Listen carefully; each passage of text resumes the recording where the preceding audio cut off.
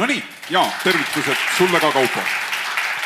Ülesanne väga-väga lihtne ja võib-olla sellises esimeses ringis, et kuna meil siin ettevalmistavate koosolekute käigus ka rääkisime, et võib-olla selliseks suuremaks verevalamiseks ei lähe, et anname nagu vaikselt võimaluse sellist atra seada ja vaadata seda, kuidas meie tänane maakasutus Eestis välja näeb, nii konkurentsi mõttes kui ka koostööprojektide mõttes, kus õlad teinekord kenasti kokku saavad selleks, et ühes suunas vaadata. Ja ma võib-olla hakkangi siit minema, Pille, et sinust peale, kus sa näed, milline täna see konkurentsi nagu peateema on ja kus õnnestub tegelikult omavahel ka hästi hetkel, kus õnnestub kokku leppida. Et alustame positiivselt vähemalt. Jah, ma ka ei tea, millega pärast korraldajad tahtsid. Ma ütlesin, paneme kohe pakule hoobi, aga teeme niimoodi, teeme positiivselt praegu, seekord. Teeme positiivselt. Kust pihta hakata, et meil kindlasti, mina olen planeerija, ma olen ruumilise keskkonna planeerija ja tõesti tegelenud hirmkaua maakasutuse planeerimist juhtivate selliste üldplaneeringute, maakonnaplaneeringute koostamisega. Ehk sa hakkad kohe värisema, kui loodus on planeerimata? Ma ei hakka, me Lauraga oleme pikalt asju koos arutanud, võib-olla päris värinat enam sees ei ole, aga mõnes mõttes, mis on nagu planeerimise, ma otsin kõigepealt süüdlast, see on ka alati hea strateegia. See on väga hea otsida keegi. Kui keegi tunneb ennast süüdi ja tahab kohe püsti tõusta, siis me ei pea otsima pikalt.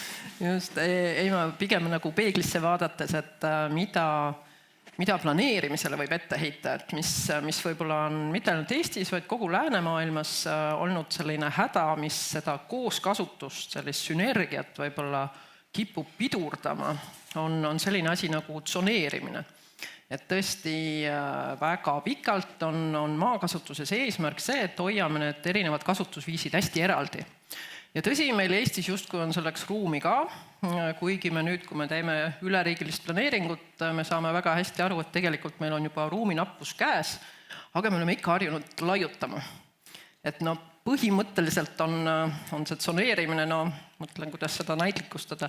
Põhimõtteliselt näiteks nii, et kui meil on suguvõsa jõulu õhtusöök, me kutsume oma suguvõsa kõik külla ja mõtleme, kuidas toredalt aega veeta, aga õhtusöögi siis laua katame nii, et paneme ahjukartulit, paneme kööki, praekapsa paneme elutuppa, pardi peidame ära magamistuppa ja pohlamausi. Sellepärast, et sugulased ei saaks, eks? Just, et sugulased, et tuleks võimalikult suur segadus. Et siis hakkavad kõik sööki otsima, teevad igasuguseid mõistetamatuid liikumisi. Ja see on see täpselt, mis tsoneerimisega juhtub. Me loome nagu sellise muidu väga selge pildi, et üks on ühes kohas, teine on teises kohas, me võime isegi sildid ukse peale panna, et part on siin, aga ikkagi inimesed sebivad ringi, ei saa seda kätte, mis nad tahavad ja kokkuvõttes meil on päris suur segadus.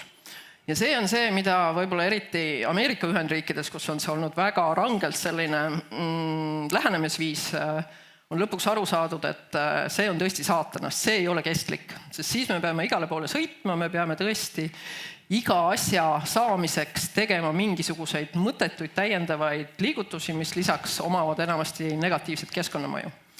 Et see on nagu mõnes mõttes see asi, mida me üleriigilises planeeringus tahame hakata otsapidi muutma ja jõudma siis tõesti sellise sünergilisema, rohkem kooskasutust soosiva maakasutusmustrini. See on muidugi otsapidi juba lahendus, mis ma nüüd räägin. Aga võib-olla mõni hea näide ka, et tõesti siin oli vist Evelyn Jürgensoni slaidide peal on ka enamasti meil Eestis ongi, kui küsitakse kooskasutuse näidet, siis tulevad hästi välja otsitud päiksepargid koos väga nunnude lammastega. Ja tõesti mõnes kohas seda on. Aga meie Hendriksonis näiteks, kui me päikseparke oleme planeerinud, me näeme võib-olla neid pisiasju, mis sellist asja tegelikult takistavad. Mis takistavad ka seda, et võib-olla päiksepark toimiks rohevõrgustikus hästi. Näiteks on kindlustuse saamise eesmärgil nõue päikesepargile aed ümber tõmmata.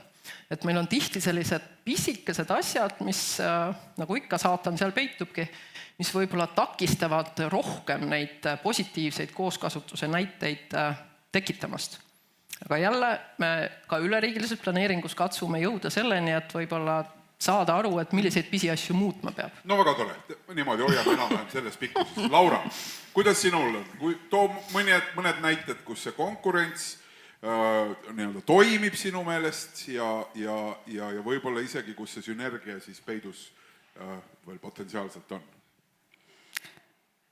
Jaa, no sünergiat ma siin juba Pillega kergelt tundsin selle tema sõnavõtu ajal, et selline väga rangete piiridega lapitekk tegelikult looduskeskkonna seisukohast ka väga hästi ei tööta. Et lind või loom või taim neid kaardi peal olevaid piire millekski eriti pidama ei kipu. Ja kui konkurentsist rääkida, siis tegelikult ma tahaks sellele konkurentsile ka esitada natuke teistpidise väljakutse, et see konkurentsist rääkimine justkui tähendab, et kui mina saan midagi, siis keegi teine jääb millestki ilma või vastupidi. Et minu meelest selle maakasutuse kontekstis pigem on tegemist ülesande püstitustega või selliste väljakutsetega, kus esitada endale see küsimus, et aga kuidas saab? Et kui Pille tõi siin selle kindlustuse jaoks tarastamise näite, ma võib-olla väga siin meelevaldselt lihtsustan olemata päikeseparkide rajaja, et võib-olla siis ilma tarata näiteks saab. Et see, minu meelest see küsimuse püstitus nendes konkurentsiolukordades on sageli puudu olnud ja et seda võiks rohkem kasutada. Aga kui nüüd mingisuguseid näiteid tuua nii ühelt kui teiselt poolt, siis konkurentsi näitena võib-olla pakun välja selle, et kui me räägime siin täna, oleme muldadest palju rääkinud ja nende tähtsusest ja säilitamisest ja hoidmisest, et siis turvas muldadel tegelikult on väga oluline see sama veetase ja veetaseme tõstmine. Meil on Eestis neid turvas muldusid omajagu. See veetaseme tõstmise vajadus puudutab nii metsamaad kui põllumaad ja see justkui esitab selle väljakutse, et kas me sealt siis metsa ei saa või kas me sealt siis toitu ei saa või kas me sealt üldse midagi ei saa. Et see on natuke selline tammsaarelik narratiiv, mis on tegelikult juba praeguseks üle 100 aasta vana, et märgmaa on justkui raisusmaa või see on miski, millega on vaja niimoodi võidelda, et veriküüne alt välja tuleb. Aga tegelikult on ka märjalt maalt võimalik kasu saada, aga sellest on siin mõnevõrra juttu olnud. Kas või viimases ettekandes põgusalt, kuidas see liikumist takistab, aga meil on ka potentsiaalikaid avastamata kohti näiteks märgalaviljeluse näol, mis vajaksid nagu edasi uurimist, et sealt tundub olevat lahendus, me lihtsalt veel ei tea seda. No räägime seda märgalade asja pärast veel edasi, kui ma vaatasin juba Antil hakkas seal nagu hingamine läks sügavaks vahepeal juba. Et me ikkagi oleme selle esimese selle nii-öelda rahumeelse praegu juures, eks jah? Et Anti, et kas on kusagil nagu mingid selliseid positiivseid näiteid, kus sulle tundub, et me saame hakkama, kus see töötab, see, kuidas me täna nii-öelda oma maad kasutame ja kus see konkurents ei ole nii terav, vaid kus see, võib-olla isegi, et kus see konkurentsi küsimus on lahendatud? No võt, ma olen kuidagi veidral kombel sattunud siia keskele praegu, ma ei tea, kas on tahtlik või mitte. Valime meelega siin kõrvuti. No okei, siis on hästi. Ma pidasin silmas keskele. Et eramaa omad, Erametsaliit on suuresti kujunenud välja tegelikult eramaa omanike esindusorganisatsiooniks. Ja me olemegi tegelikult mõnes mõttes nende probleemide keskmes. Et meil on planeerijad, meil on erinevad huvid erinevatel osapooltel, kes kõik tahavad seal maa peal midagi toimetada. Siis on see maaomanik, see on see mikrotasand, kelle jaoks see tema maa ongi tema maa ja see ongi tema nii-öelda, ütles nii, et omandi õigus, see on üks vanemaid õigusi, mis meil üldse on, ja see on tõenäoliselt palju vanem kui inimesed. Ja selles mõttes, kui rääkida nüüd sünergiatest, siis kui me võtame nüüd minu vasakul käel olevad pooled, siis Kaitseväega on üldiselt kõik väga hästi. Sest maaomanik saab väga hästi aru sellest, mis asi on kaitsetahe ja milleks seda tarvis on. Kui sa oled diginomaad või mingi kliimapagulane kuskil Kanaaridel, siis Eesti kaitsmise vajadus või see on ikka kuidagi nagu kolin ära ja mis seal ikka elan kuskil mujal. Kõik nagu vanad roomlad ütlesid, et seal, kus on vara, seal on sinu süda, aga kui sa oled maaomanik, sa ei saa maad võtta selgaga siit kuhugi minna. Nii et järelikult väga hästi saad aru, miks seda kaitseväge on tarvis ja õnneks on ka kaitseväge aru saanud, ma olen väga-väga rahul sellega või mul on väga hea meel sellest, et siin kaitseväe esindaja ütles ka, et need 3 mullatüüpi on need, kuhu mitte mingil juhul minna ei tohi, et sealt tulevad probleemid. Et see on hea ja teistpidi ka see, et kui kaitseväel on olnud vaja mingeid rajatisi teha, siis on ka mõeldud välja lahendused, kuidas siis nii-öelda seda maad kompenseerida ja see asi on töötanud. Põllumeestega on alati, kuidas ma nüüd ütlengi, et ühtepidi ma olen ju metsanduse esindaja, teistpidi peame vaatama ikkagi seda, et põld ja mets siis Eestis on olnud kunagi metsa poole vähem kui on praegu ja see kunagi ei olegi üldse väga ammu, see on umbes 100 aastat tagasi. Et väga palju põllumajandusmaid on ära metsastunud, suur osa nendest on olnud sellised, mis ongi olnud viletsama poole maad. Ja tegelikult see põllu osa, mis meil tänaseks on alles jäänud, need ongi need paremad põllud. Et ma võin lihtsalt tuua näite, keset Valgamaal on niisugune küla nagu Uniküla ja meil on olemas selle ala kohta kaart 1684 ja tegelikult kõlvikud täna ja siis 1684 on enam-vähem sama koha peal, aga kui võtad vahepealseid kaarte, siin verstakaarte ja mida iganes, siis tegelikult on ikkagi vahepeal olnud metsa poole vähem. Ja selles mõttes ma ütleks, et pigem me peaksime täna hakkama juba neid häid põllumaid kaitsma, mitte enam neid metsastama. Teistpidi ka paljud kehvemad põllumaad on täna ka sellised, mida võib-olla meil on tarvis kuidagi kergemalt majandada, et me ei tohigi neid metsastada, sest need on kohad, kus paljud põllulinnud, kes päris suurte massiivide peal hästi hakkama ei saa, seal ilusti hakkama saavad. See on nagu üks pool. Paremale poole ma praegu ei tuleks, sellepärast, ma ei tuleks praegu, jah, just. Ants Hannes, Viira, põllumajanduslik vaade, kus täna töötab, kus ei tööta? Ma alustaks kaugemalt, et mis puudutab maakasutust, et see konkurents ja sünergia nagu on olemas alati ja jääb alati ja nad on mõlemad korraga. Et kui te kujutate ette ühte maalappi, kus ei tehta mitte midagi inimese poolt, et seal liigid omavahel nii konkureerivad, kui on see liikide vaheline sünergia, et see käib asja juurde. Et kui nüüd minna põllumajandustootja või ettevõtte tasandile, et siis konkureerivad ka tema maakasutuses ju erinevad võimalikud viisid, et sa mainisid siin nisu lõbusalt enne, et nisu meil on odra ju ikkagi, me ei saa öelda, et välja söönud, aga ütleme, kõvasti konkureerib üle, eks, ühe ettevõtte piires. Tungib saali isegi. Tungib saali isegi, samas nagu külvikord, seal samas ettevõttes ju tegelikult loob mingit sünergiat seal nende kultuuride vahel. Aga ilmselt küsimus on milleski muus, eks, et kui me võtame ka neid ainult põllumajandussektori sees, tegelikult ju ettevõtted konkureerivad samale maale. Meil on väga palju maad, mida maakasutajad ise ei oma. Seal on selline lugu, et need rendilepingud aeg-ajalt lõppevad, et ükskõik on see siis eraomanik või riik, omanikuna ta teeb uue konkursi ja siis hakkavad need põllumehed või maad kasutada tahtvad isikud uuesti konkureerima sellele maale. Ja küsimus on, et mis siis omaniku ootus on, et kui me vaatame riigi käitumist ka viimasel ajal, et pigem vist ootus on saada siis kõrgemat rendihinda, eks. Ja see tähendab seda, et ei ole garanteeritud, et see maakasutaja, kes on sinna nii-öelda investeerinud, ma ei tea, parandanud mullastikku seisundit, taganud, et kuivendussüsteemid on töökorras, et tema siis seda maad ka edaspidi kasutada saab, et see konkurents on meil paratamatult igal sammul, et me ei saa öelda, et see nagu otseselt halb on, aga eks see tekitab teatud probleeme.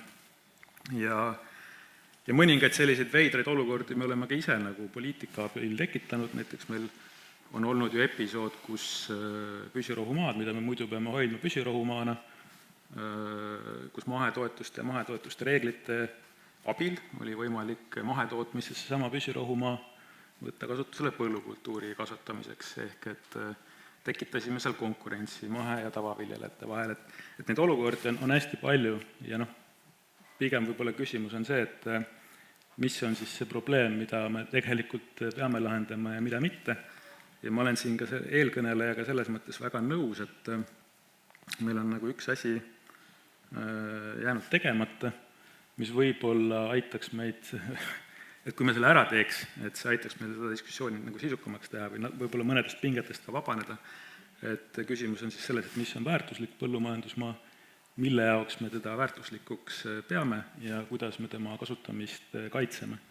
Et see meil üle-eestiliselt on ju endiselt reguleerimata, et seal sellist poliitilist tahet ei ole olnud ja mina kujutan ette, et kui meil oleks selgus selles osas, et mis on väärtuslik põllumajandusmaa, kuidas me teda kaitseme, et siis see küsimus, mida me teeme ülejäänud põllumajandusmaal, mis ei lange sellesse kategooriasse, et see oleks natuke teistmoodi, et seal oleks palju rohkem vabadust, võib-olla ka palju rohkem konkurentsi, aga samas ka nagu mõnes mõttes vähem konflikte ja rohkem selgust.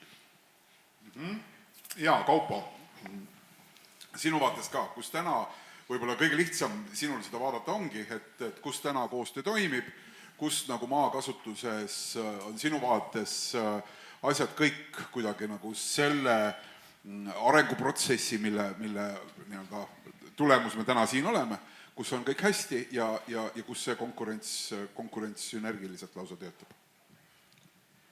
Teist on muidugi natuke visanud nagu kergelt probleeme ka veel sekka, aga...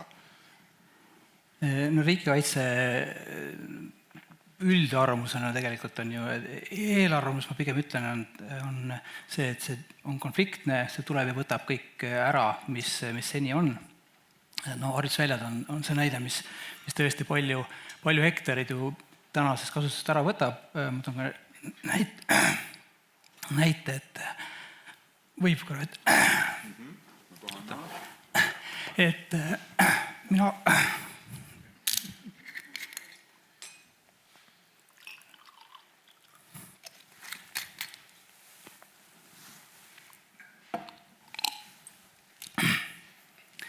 Kui ma alustasin umbes paarkümmend aastat tagasi Kaitseväe süsteemis, siis ma arvan, et oli Kaitseministeerium 2000 hektarit maad reaalselt. Tänaseks on umbes 40 000 ja peale.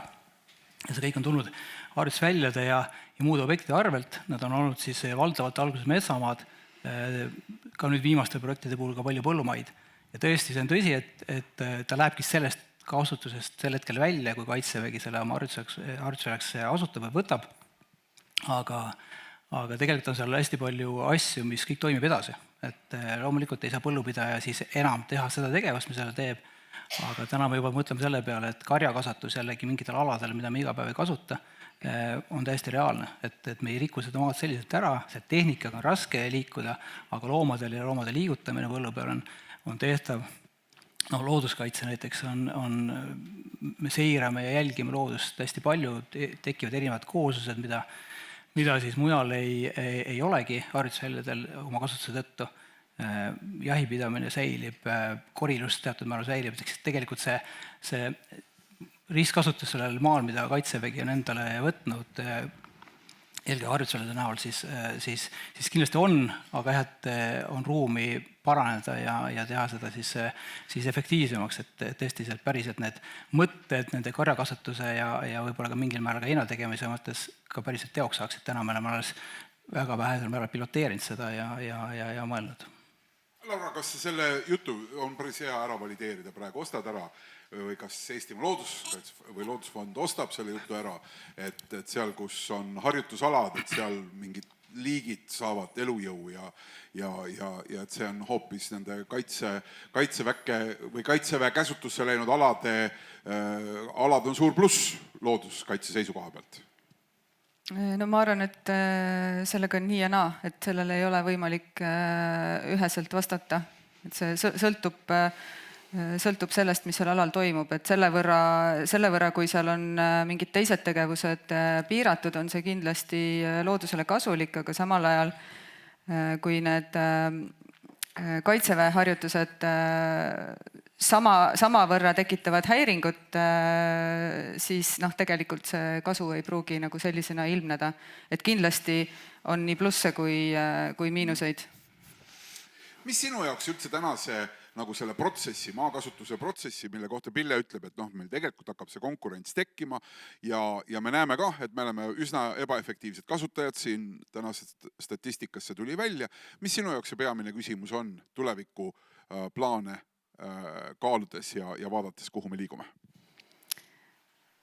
No peamine küsimus on tegelikult see, et mis on need lahendused, mis toovad meile võitu mõlemale poolele, nii inimkasutuse poolele kui keskkonna vaatest. Et selliseid näiteid tegelikult on, näiteks taastav põllumajandus on üks selline hea lähenemisviis, mille piirid ei ole liiga ranged põllumehe jaoks. Ehk nagu siin konverentsidel kuulda on olnud, siis kes mujalt maailmast tulevad oma kogemust jagama, ütlevad, et ma teen nii palju, kui ma suudan ja iga aastaga natukene paremini. Ja Eestis see on ka selles mõttes väga hea näide, et see on tegelikult põllumeeste endi seast tekkinud selline liikumine ja nad teevad seda nagu iseenda kasu mõttes selleks, nagu siin Olivier enne rääkis ka, et vähendada oma sisendite hindasid ja saada selle võrra suuremat kasumit, aga samal ajal toetab see ka mullaelustikku ja tegelikult ka teisi looduslikke kasureid, kes siis omakorda toimivad seda põllumeest toetavalt. Pille, milles sinu, mida sa ootad nagu sellelt, et me siin räägime, et see protsess käib, eks ju, me teeme seda uut poliitikat, et mis see põhiväljakutse saab olema, kui sa vaatad korraks neutraalse pilguga, et mis see põhiväljakutse saab olema sellel 2050 ajaperspektiiviga tehtaval ruumiplaneeringul? No see mõnes mõttes kõlab natuke klišeena, aga väljakutse on ikkagi kokkuleppimine. Et tegelikult on konkurents, tegelikult on see, et me peame kõik tegema kompromisse, et me oleme harjunud laiutama. Ja see ei ole sugugi lihtne hoopis teistmoodi toimima hakata meie maakasutuses. Võib-olla jälle mingi lihtsam näide, näiteks linnatanav, et just kui me kõik liigume tänavatel, me saame aru, et seal on erinevaid liikujaid. Me saame aru, et aimame, et asfaldi all on veel erinevad trassid, sidevõrgud, gaasivõrgud, elektrikaablid, nii edasi. Lisaks me tahaksime väga, et tänaval oleks kõrged puud, et kuumaga oleks kuhugi varju minna. Kõik see võtab ruumi ja tegelikult see nõuab kõik omavahel kokkuleppimist. praegu meie õigusruum annab igale näiteks trassivaldajale õiguse kooskõlastada teistega tegevust. Ja ega see kooskõlastus ei tule väga lihtsalt. Ja see, et tõesti harjutada meid elama teistmoodi, nii nagu võib-olla tihedamalt asustatud maad on sunnitud juba päris pikalt tegema, see, ma arvan, eestlasel on päris raske. Et meie traditsioon ongi olla võimalikult eraldi ja omaette ja tõesti seda ruumi võtta ka nagu enda omana.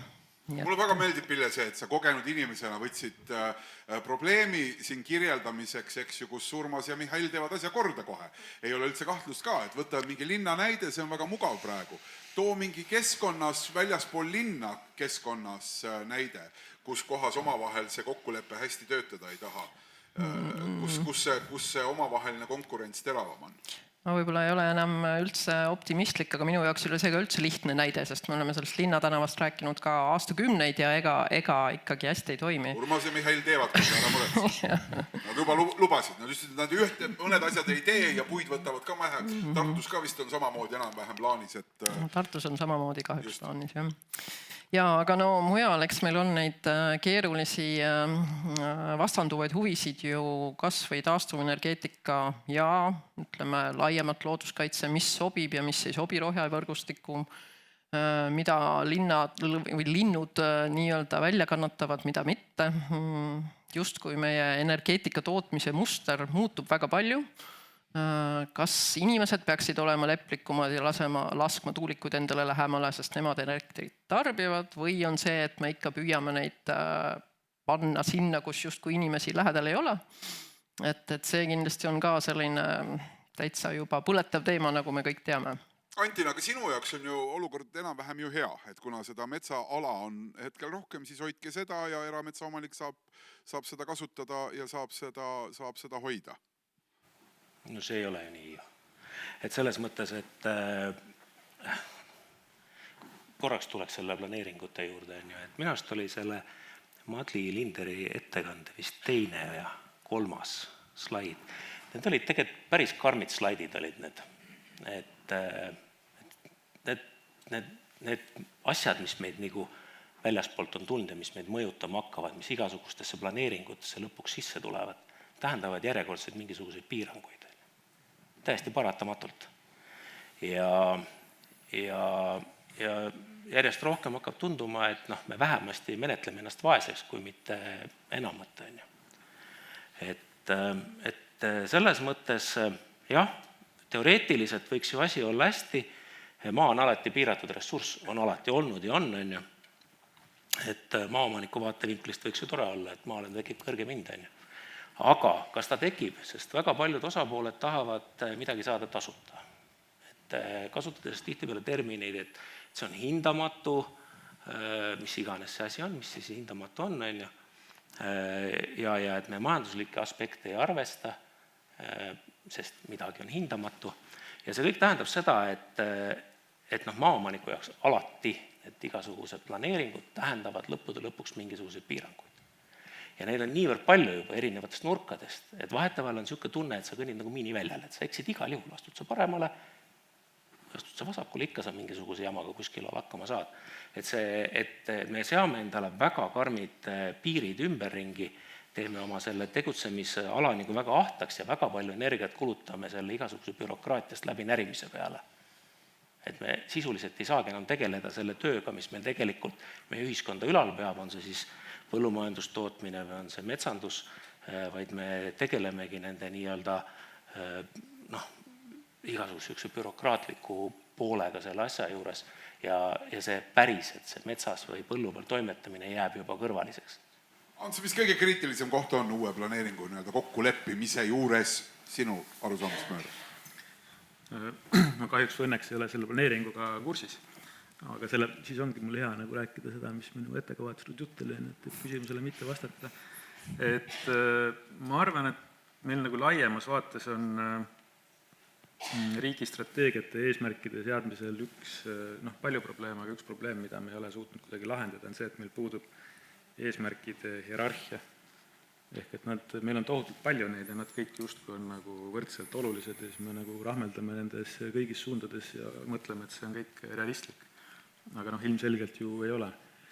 Et põllumajanduse seisukohast ma arvan, et mis kindlasti on oluline, kui me nüüd läheme julgeoleku teema peale, eks, et millest keegi ei vaidle selle vastu, et sõjaline julgeolek on oluline, energiajulgeolek on oluline, kõik tahame oma telefone laadida, aga me ise vajame ka energiat, eks, 3 korda päevas vähemalt. Siin oli just energiapaus. Et aga toidujulgeolek on oluline, et toit on energiakandja inimeste jaoks ja see ei ole nagu asi, millega me tegeleme siis, kui jama on majas, vaid seda meil pidevalt vaja. Et kui sõda algab augustis, siis on natukene hilja kartulit maha panna, et me peame seda pidevalt ja pidevalt tagama. Et võib-olla nagu me võiksime arutada selle üle, et mõningad eesmärgid on ülimuslikud. Ehk et kui me räägime toidujulgeolekust, energiajulgeolekust, riigijulgeolekust, et need teatud kohtades ongi nagu ülemad kui mõned järgmised eesmärgid. Et järgmisi eesmärke me saame lahendada nendes piirides, mis meil jäävad pärast seda, kui me need julgeolekuasjad oleme lahendanud. Aga kuidas seda nagu maakasutuse konteksti praegu haakida? Mis see on, mida sa sisuliselt selle jutuga küsid? Maakasutuse konteksti see haakub väga hästi, et ma arvan, et tegelikult me võiksime ausalt otsa vaadata ja välja arvutada, et kui palju ja millist põllumajandusmaad me vajame selleks, et mitu aastat vältava kriisi jooksul tegelikult Eesti rahvastoiduga ära varustada. Kus meil ei ole võimalik väetisi importida, taimekaitsevahendid importida ja me sisuliselt töötame ilma paljude keemiliste sisenditega, mida me täna kasutame. Et millist maaressurssi ja millist põllumajandust me sellises olukorras vajame? Esimest korda nüüd, et see nagu teravaks, et aga kas ei olegi põllumajandus-kaubanduskoja arvutada ja käia välja see kaart, et kui palju meil seda ruutmeetrit vaja on selle jaoks siis põllumaad ja muud territooriumid seda ära toota, et kelle käest sa seda ootad? Just. Et selles mõttes ma ei ootagi seda siit teilt, aga lihtsalt ma arvan, et me peaksime teatud nagu hierarhia võib-olla sisse seadma eesmärkide osas, et see aitab meile selgemalt mõelda. Ja lähtuvalt sellest siis seadma ka teatud piiranguid, et põllumajanduse vaatest samamoodi, et kuna olukord sektoris on mitu aastat päris keeruline, ilmastikuolude tõttu meil sellel aastal külastas meid sigade Aafrika katt, eest terendavad meil järgmised kriisid, et selles valguses nagu iga järgnev nii-öelda bürokraatia või nõue või uus hea mõte kuskilt poliitikute poolt, mis otseselt nagu midagi lihtsamaks tee ja selle lisandväärtus on ka nagu ebaselge. Hetkel ei ole nagu see foon, kus seda aplodeerides vastu võetakse kahjuks.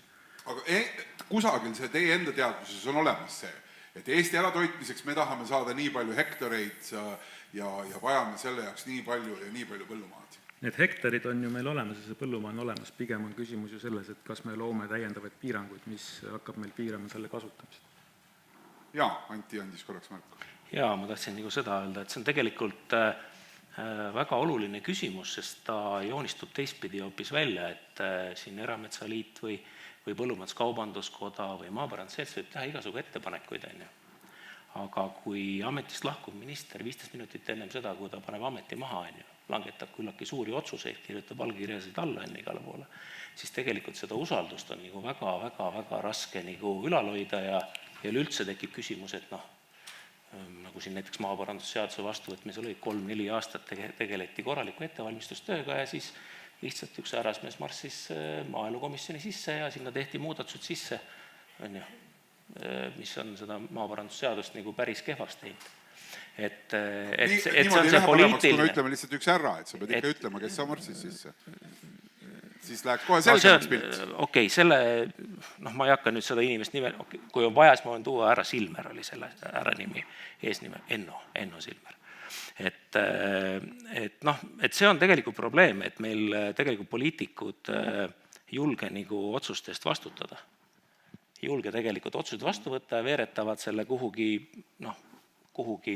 mugavasse tsooni, kus kohas lasevad meil rahulikult siis omavahel siin kiskleda ja siis vaatavad, et kus kohast õnnestub mingisuguseid häälisid noppida. Jah, olen sellega ülimalt nõus. Ühiskondlik usaldus riigisüsteemi vastu või selle korraldustoimimise vastu ja samal ajal lootus on mõlemad ressursid, mida tegelikult saab mõõta ja mis loevad. Siiski ühe väikse kommentaari ütlen siia juurde või repliigi, et eriti mis puutub maaomanikke, me peame arvestama sellega, et maaomaniku mälu on pikk. Et meil siin linnas on 2-3 kuud ja me oleme mingi intsidendi ammu ilma ära unustanud, on ju. Aga maal mäletatakse seda, et teie pere vanaise viskas meie pere koera õuna südamega. Et selles mõttes need asjad ei unune. Kas see on eluterve või? Et viskas õuna südamega või? Ei ole, aga ma lihtsalt räägin seda, et seda meeles hoida. No nad lihtsalt jäävad meelde. Aeg kulgeb maal hoopis teise kiirusega, mis on seotud maaomanik. Jaa, sest et seal ei juhtu vahepeal midagi. Eks, et see oligi see suur sündmus, et siin lähed, saad iga kord õunaga, eks, et hakkad siit kesklinna poole minema. Pille, kuidas nagu päriselt seda siis nagu lahendada saaks või?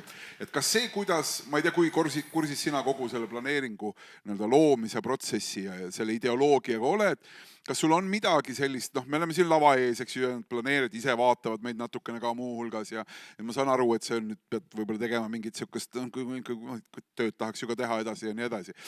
Eks, et aga et mis seda olukorda aitab lahendada, et kui Hans Hannes ütleb siin, et me peaksime tegema nagu paika panema prioriteedid, siis ma saan aru, ideoloogilises plaanis see on nagu õige, prioriteedid võiksid olla, aga me ju teame, millises maailmas me elame. Et need prioriteedid käivad täpselt nii, nagu Anti kirjeldas, eks ju, käib ukselink alla, uks läheb lahti, tuleb mitte valgus, aga tuleb mees, eks, ja prioriteedid muutuvad, kohe. Aga kuidas, mis see baasasi võiks olla, milles me saaksime kokku leppida? Ja mis need ideoloogilised lähenemised võiksid olla, mis aitavad sellises olukorras, kus me Eestis oleme? Ja ma alustuseks või jätkuks pean ära deklareerima, et ma olen üleriigilise planeeringu koostamisega selgelt seotud, olen konsultantmeeskonna juht, nii et hea meelega avan seda teemat ka. Aga ma jäin ise ka mõtlema, et hästi huvitavad olid just need eelnevad sõnavõtud, et ühelt poolt on ootus, et keegi peaks seadma prioriteedid, milleks mulle tundub, on planeering just see väga hea tööriist. Teisalt on aru saama, et planeering on bürokraatia, aja raiskamine ja tekitab piiranguid. Et see on nagu mõnes mõttes üsna vastuoluline arusaam. Ja mulle endale tundub, et selline pika plaani olemasolu võib mõnes mõttes tunduda küll selline naiivne ootus, aga üleriigiline planeering ikkagi katsub just nimelt neid prioriteete seada. Laiapindne julgeolek ja kliima on katusteemad, millest peavad juhinduma ka kõik teised teemad, et me siin üldse edasi elada saaks. Ja ma julgen küll öelda seda, et kas sa korra tahad täpsustada, ma ei tea, võib-olla kogu ülejäänud saal saab aru, et mida selles kontekstis laiapindne julgeolek tähendab, et siin üks küsija küsib ka, kas toidujulgeolek versus militaarne julgeolek, kumb prevaleerib selles laiapindses julgeolekus? Julgeolek meisterlikult võtab nad kokku, ehk siis ka toidujulgeolek. Et seal, kus kasvab see haruldane liik, võiks kasvada hoopis kartul? Jah, looduskaitsega võib-olla tõesti me nüüd siin nii suurt konflikti ei näe, aga see sama väärtuslike põllumajandusmaade teema on ka nagu asi, mis tõesti meil õigusakti selle kohta ei ole. Jälle planeeringud on seda teemat juba päris pikalt püüdnud käsitleda. 18% Eesti territooriumist peaks olema väärtusliku põllumajandusmaaga kaetud ja planeeringutesse kajastub. Planeeringud ei ole nii tugevad, kui on õigusakt kahtlemata. Nad ei suuda ikkagi nii tugevaid piiranguid seada, kuigi see arusaam just kui on. Aga mida ma tahtsin öelda on see, et see nii-öelda pikk plaan, mida loodetavasti nüüd lepime järgmise aasta lõpuks kokku, toob tegelikult avalikkuse ette, erinevate huvigruppide ette, kes meil siin lava peal ka on, kõik need teemad, kõik need nii-öelda pikaajalised suundumused, mis vajavad kokki silmimist ja mis vajavad tegelikult aru saama, et kuidas me edasi toimetame. Ehk siis ma ikkagi olen paandunult seda usku, et selliseid asju tulebki teha avalikult arutades, et muidu sektorpoliitikat on väga lihtne teha kabineti vaikuses, aga planeering peaks selle kõik kokku panema.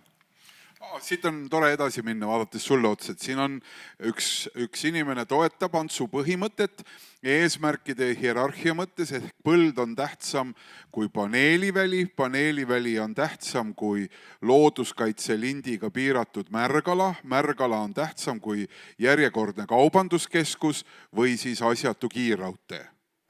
Ostad ära? Kindlasti mitte päriselt. Ma tegelikult kasutan juhust, et välja tuua, et ma siin hiljuti sain aru, et meil on kõrvalistuva inimesega päris tugev sünergia, mis puudutab poliitilise vastutustunde puudumist ja vastutusjulguse puudumist, et see on ka keskkonnakaitses äärmiselt terav probleem, et oleme täitsa ühes paadis. Aga sellele küsimusele vastates,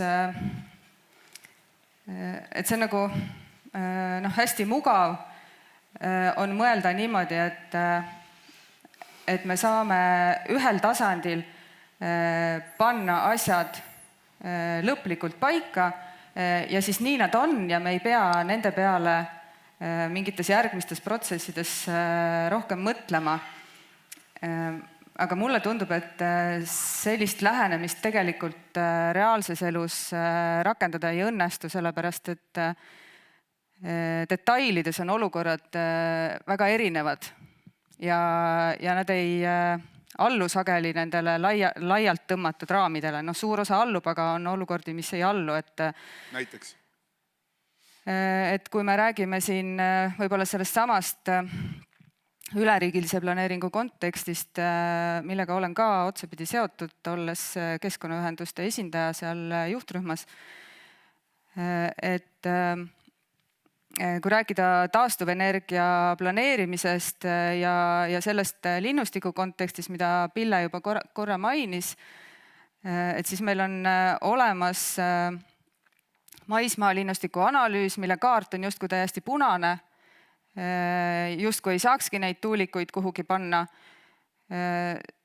Samas, kui me võtame alapõhiselt, seal tehakse ära see linnustiku analüüs, konkreetsete liikide põhjal on võimalik otsustada, kas, kui palju, kui kõrgeid, kuhu kohta, et see ei pruugi olla iga kord otsus, et siia mitte midagi ei saa. Et on väga oluline, et meil oleks see tervikpilt, mis vaatab üleriigilisel tasandil, et kui palju meil üldse midagi vaja on ja enam-vähem, kuhu kanti me võiksime neid asju paigutada, aga täpselt sama oluline on need rätsepa lahendused sellel hästi lokaalsel tasandil. Vastu vaielda kindlasti, et ma ei ütle, et planeeringud ei pea olema, kindlasti peab olema, lihtsalt arvestades seda, kui palju erinevaid asju me peame praegu suht-koht kiiresti ja kokku liitma, siis tegelikult on see tohutu vastutus. Ja see on tohutu keeruline ülesanne neid kõiki asju kokku panna. Et miks ma seda maaomaniku vaadet nagu välja tõin, et maaomanikud mäletavad neid seniseid asjaamisi ja probleeme ja see tegelikult on väga suur väljakutse, et ei toimuks mingit massilist kibestumist. Et me võime öelda, et kas selline vanaisa asja meelde tuletamine, kas see on eluterve. See loomulikult ei ole eluterve, ma olen sellega 100% nõus. Aga inimesed on sellised lihtsalt. Ja me ei saa sellest üle ka ümber, kui me eirame seda, siis me saame mingid sellised nähtused, nagu me näeme praegu ühel suurel maal teisel pool ookeani, mida me vaevalt, et ka siia tahame, mingil väiksemal kujul ja mis iganes kujul. Me aeg ikkagi kihutab ka siin niimoodi viisakuse ja mõõdukalt surve piiril balansseerides. Küsimus härra Viirale. Mis oleks teie konkreetne soovitus väärtuslike põllumajandusmaade kaitseks, eeldusel, et oleks teada, kuidas neid täpselt defineerida? Ja mida teie jaoks tähendab väärtuslike põllumajandusmaade kaitse? Kaitse mille eest ja milleks? Eks hakkabki sellest pihta, et me määratleksime ära, et millistele tingimustele vastav põllumajandusmaa on väärtuslik. Ja seejärel määratleksime ära, et mille jaoks seda maad siis kasutada saab ja mille jaoks ei saa. Ja loomulikult selle juurde käib ju ka see, et ei ole võimalik kokku leppida, et see maa nüüd igavesti on selline. et kunagi võib-olla keegi peab sinna rajama raudtee, tuuliku, mille iganes. Et eks ju ühiskond areneb ja neid muutusi tuleb ja minul raudtee kasutajana on küll väga hea meel, et keegi kunagi Tallinn-Tartu vahele selle raudtee ehitas ja keegi kindlasti pidi kannatama selle pärast. Aga põhimõtteliselt meil oleks vaja kokku leppida see, et milline põllumajandusmaa on väärtuslik, kus me tegeleme põllumajandusega, mis tingimustel on võimalik seda maad võtta kasutusele teisteks otstarveteks ja see osa, mis ei ole väärtuslik, et seal, ma arvan, nüüd see debatt, et kas seal teha päikeseenergiat, teha seal puuistandust või midagi muud, et siis me ei pea nagu võitlema selle pärast mingisugust sellist, nii-öelda võitlemise pärast. Ehk et me olemegi siis kokku leppinud, et sellistel kõlvikutel meil on võimalik teha ühte, teist või kolmandat ja seal on see paindlikkus suurem. Aga täna meil on nagu selline võitlusvaim on kogu aeg sees, aga meil ei ole nagu väga head sellist kokkulepet, et mida me siis kaitseme, mille jaoks ja kus tegelikult on see tegevusvabadus suurem ja las siis konkurents toimub.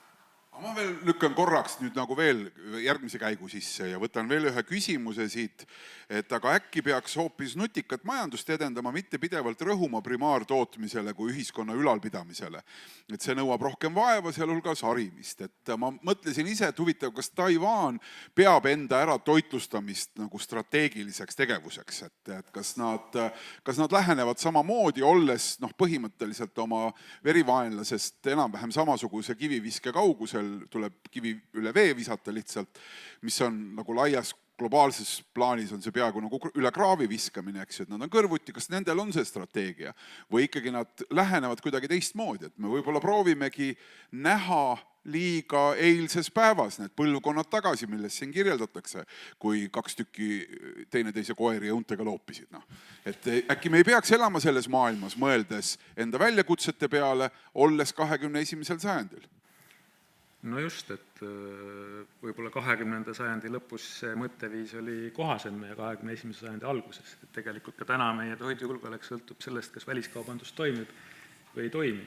Et nagu minu kolleeg Kerli Jats suvel kirjutas, et kui me Soomest enam broileri tibusid importida ei saa, mis iganes põhjusel, siis 46 päeva pärast meil enam Eesti broileri liha peale ei tule.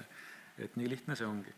Et loomulikult saab oma toidujulgeoleku üles ehitada impordi peale, meil on ju maailmas erinevaid riike, on rikkad toitu importivad riigid nagu Lõuna-Korea, kus üle poole toidust tuuaksegi sisse, ja on vaesed toitu importivad riigid, kus lihtsalt ei olegi võimalik seda toitu kasvatada, mis iganes põhjustel, kas neil pole siis sisendit tehaks ressurssi või see ilmastik enam ei luba. Aga kahjuks tendents on selline, et need riigid, kes on importi sõltuvuses, seal see impordi sõltuvus süveneb. Nüüd, meil Eestis on tegelikult looduslike tingimuste poolest olemas kõik võimalused, et see peamised toiduained endale ise kasvatada ja toota. Et lisaks on tegelikult see ju ettevõtlusvõimalus paljudele inimestele, et see ei ole, ega siis toidutootja või põllumajandustootja ei ole ainukene isik või ettevõtja, kes on toidutootmisega seotud. Et talle osutavad teenuseid väga paljud teised ettevõtjad, see toidutoore läheb toiduainetööstusesse, kus on palju töökohti, see tarnitakse kauplustesse ja nii edasi, et tegelikult see ökosüsteem ja majandussüsteem selle ümber on palju suurem ja ma olen sellega nõus, et põhimõtteliselt meil on võimalik ju jõuda ka ühiskonnas sellise lahenduseni, et me ütlemegi, et Eesti on maailmas tehnoloogia arendamise suur keskus, me teenime tehnoloogia arendamisest, me usaldame rahvusvahelist kaubandust, et see on piisavalt kindel ja julge, teenime raha teistes sektorites ja impordime toidu sisse, aga ma ei ole kindel, et me täna veel seal maal oleme. Nii, vaatasin, Anti vaatas siia poole nõudliku näoga. Ei vaadata nõudliku, aga tegelikult siin väikse vahemärkusena võib küll selle öelda, et ega headel aegadel on lihtne elada. Kriisiaegades tuleb kuidagi üle elada. See on alati nii olnud. Ja see on looduses, on see kogu praegu ka nii. Ei tahagi seda peenet konfiid kuskil pargi oma või kanarinnafileed, et siis sa lepidki raskel ajal keerulisema natuke teistsuguse valguga sellel. Kui me suudame toota ainult 40% munadest, mis me tarbime praegu, ja seda kuskilt mujalt pole tulemas, ma arvan, et see on päris suur probleem. Sigadega meil on teatavasti veel halvem lugu praegusel hetkel ja tänu selle sigade katkule. Ma korra, Pille, sinu peal ka testin, et aga äkki me peaksime ehitama, kui me mõtleme 20-50 peale, et mulle ikkagi tundub, et üks osa sellest väljakutsest on, et me tahame teha kõike täpselt nii, nagu me oleme teinud, ainult et natukene kõike veel rohkem. Et tahaks, et metsaomanikul oleks rohkem õigusi, et põllumajandusel oleks rohkem õigusi, et keskkonna jälgimist oleks rohkem ja mõistlikumalt ja siis me saame aru, et kaitseväelased vajavad koos liitlastega kusagil nagu suuremat harjutusala, sest et lasta tuleb ka 60 kilomeetri või 80 kilomeetri kaugusele ja kui sa seda teinud ei ole, siis sa tegelikult ju ei oska seda teha. Et noh, see tegelikult ongi valikute tegemise koht, et selle 45 000 ruutkilomeetri peale see asi ei mahu ära. Ehkki mulle väga meeldib see tänase päeva nagu plaan teha ka Lätist Eesti ja Leedust Eesti ja siis isegi Poolast Eesti, eks ju, nagu see logo siin meil ütleb. Eks, et see plaan on geniaalne, aga noh, ei tule välja, me oleme ühes NATO-s koos, nad ei ole nõus meile Varssavi alust ära andma. Jah, ma ei tea nüüd, ega rohkem ei saa, ega kõik ei saa rohkem, see on tõesti võimatu, siis meil isegi jääb väheks nendest 3 riigist siin, et ma arvan, et nutikamalt on vaja. Ongi vaja. Mis see tähendab, kui seda ütlevad iga, oi, aga teeme meie nutikamalt. No mida see tegelikult tähendab siis? Sa ei tee ju 3-kordselt, et üleval või all on mets, kuskil keegi laseb kahurit ja siis 3. korrusel toidetakse toitu veel. No. Kahuriga on ilmselt keeruline, aga see, et on agropäiksepargid, Saksamaal tehakse, on ju, et on paneelid üksteisest nii kaugel, et kombain mahub läbi. Tõsi, ma ei ole üldse põllumees, ma ei tea, kas see päriselt ka toimib. Väidetavalt planeerijatele räägitakse, et see on hea mõte. No see ühe platsi peal toimib, ma arvan, see on nagu kõik need üle planeerimise õpilased viiakse vaatama, kuidas tehakse. No, teist keegi ei tee, ma pakun. Ma ikka loodan sellesse, et tegelikult see kooskasutus on võimalik ja selliste asjade kokkupanemine, mis esmapilgul võib-olla väga hästi ei sobi, aga annab settida. Ma arvan, et see ikkagi on lahendus, sest me riiki laiemaks ei saa, see on selge. Laura? Jah, põhimõtteliselt nõus. Et ma arvan ka, et tuleb vaadata sellele poole, kuidas saab ja et neid variante, kuidas saab, tegelikult on ja kui me räägime keskkonnakaitsest, siis Madli Linder siin oma ettekandes tõi välja ka, mis meie keskkonnaseisundi olukord on.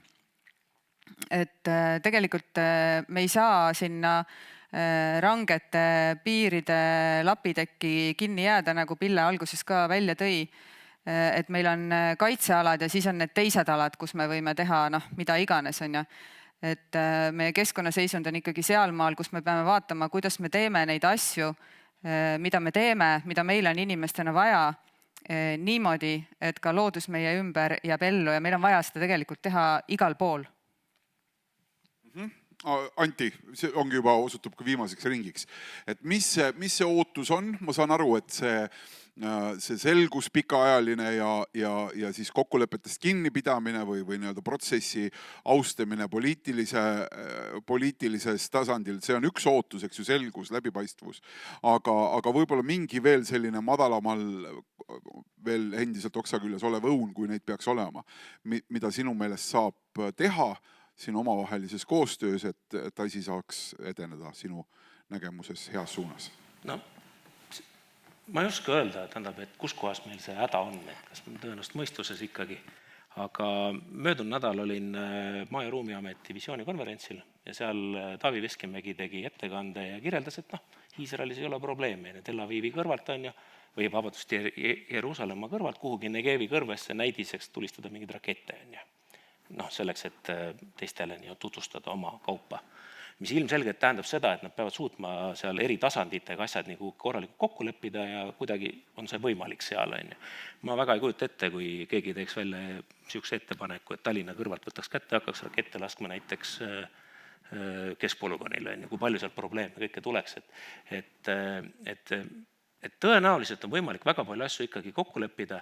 Väga palju asju meil on selliseid, eriti looduskaitse poole peal, mis on tegelikult ilmselgelt üle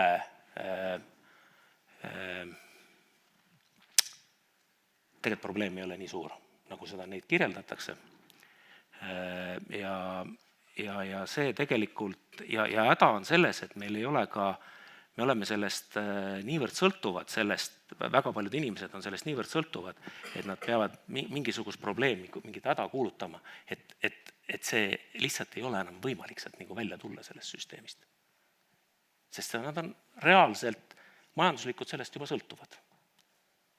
Et kui toon ühe lihtsa näite, kui Kotka klubi üks päev teatakse, et merikotkast ei ole vaja enam kaitsta teise kategooriasse tõsta näiteks või. Vabalt võiks, sest 90 aastal oli 30-50 paari Eestis, nüüd on üle 300 paari. Vist ühtegi maakonda. Järvamaa oli 5 aastat tagasi ainuke maakond, kus merikotkast ei olnud. Et kui nemad seda nagu ütleks, nad jääks kohe ilma tegelikult seirerahadest. Olekski see, et tubli töö, te olete valandatud.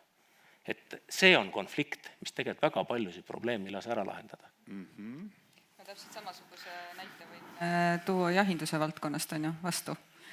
Et jahimeeste huvi on ka saada jahilube kaasa arvatud huntidele ja karudele ja nende otsene huvi on see, et tekitada konflikti või õhutada seda konflikti metsloomade ja inimeste vahel, mis juhtumid on ja nende lahendamise viise on niisuguseid ja naasuguseid, on keskkonnale paremaid ja on keskkonnale kehvemaid, aga samasuguse majandusliku sõltuvuse võib siin välja tuua. Ja kindlasti, neid on nii-öelda erinevates vektorites. Teist korda tsiteerin juba Urmast siin laval, päris hea, vektorites, tõesti. Ants-Hannes Viira, et ikkagi milles see, nii-öelda see kokkulepe võiks peituda, mis võiks olla see, mille kaudu võiks liikuma hakata saada? Nii nagu Pille siin pakkus alguses selle nutikama lähenemise, teadlikuma uute lahenduste leidmise, mis sinu nägemuses? Ma endiselt tooks välja siis need 2 põhimõtet, mida me tegelikult võiksime seadustada. See on eesmärkide hierarhia, toidu julgeolek. Et võib-olla me julgeme siis öelda, et teatud eesmärgid on olulisemad kui neile järgnevad eesmärgid Eestis. Ja teine on väärtusliku põllumajandusmaa kaitse. Ehk et võtta seda pinget ja nagu hirmu maha, et keegi suur metsaettevõte tuleb ja ostab minu põllumajandusmaa ära ja hakkab seal puid kasvatama. Aga võib-olla positiivse noodi pealt, et me tegelikult ju paneme nii-öelda kaitsesse ja piirangutesse päris suure nagu inimressursi ja kapatsiteedi, et neid nagu genereerida ja seda olukorda läbi selle lahendada. Et meil on nagu terve hulk ettevõtjad, kes tegutsevad nii-öelda maasektoris vabas õhus ja selle kliimamuutusega ja taudidega ja ulukitega hakkama saamine on nende igapäevane võitlus, et me võiksime vähemalt osa sellest piirangute genereerimise peale kulutatavast ressursist kulutada sellele, et aidata lahendusi leida, kuidas nende muutuvate oludega kohaneda. Kaupo? Piirangud ja kitsendused, et keskendumine sellele kindlasti on liiga palju, et see, kuidas saada midagi teha, see on läbikäinud teemaks, et kuidas saada neid konflikte või neid probleeme lahendada. Mõtteviisi muutus on kõige kriitilisem ja minu hinnangul mulle väga meeldis siin peaministri suur algatus mõni aeg tagasi, et kutsus ettevõtjad enda juurde ja teeme nüüd neid asju, kaotame neid ära, mis on jama ja proovime teha neid asju, mis päriselt viivad majandusest edasi. Natuke on praegu unustusel vajunud see teema, aga tegelikult see vajaks sellist tõuget kõige kõrgemalt poolt, et me peamegi hakkama tegema asju teistmoodi, kuigi siin käis läbi, et Eesti riik on piisavalt suur, siis tegelikult on jube väike ja see konkurents aina tiheneb, et me peame neid kooskasutust lihtsalt vältimatult leidma, see tõuge kõige kõrgemalt poolt, et see peabki olema valdav mõtlemine, niimoodi võiks olla see, mis võiks parandada asja. Jah, suur aitäh, see viimane mõte, ma arvan, joonib väga hästi alla ka, ma lihtsalt sedastan ka kõige enam siin, nagu eesti keeles öeldakse, upvotitud küsimuse, kas ja kuidas saab planeeringu puhul vältida seda demokraatia valu, kus karjuv vähemus võimutseb, siis saan ise ka ühe vastuse anda, et muidugi ei saa. Et see ju ongi selle demokraatia puhul see pool, mis tänapäeva infoühiskonnas lihtsalt on selle mängupildi ära muutnud ja kuidas selles toimetada, see on üks lõpmatu suur kunst, aga mulle tundub, et tänased esinejad siin ees seda kunsti omal moel väga hästi valdavad, suur aitäh selle kena mõttearenduse ja mõttevahetuse eest, Pille Metspalu, Laura Uibapuu, Anti Rallman, Ants-Hannes Viira ja Kaupo Kaasik, suur tänu!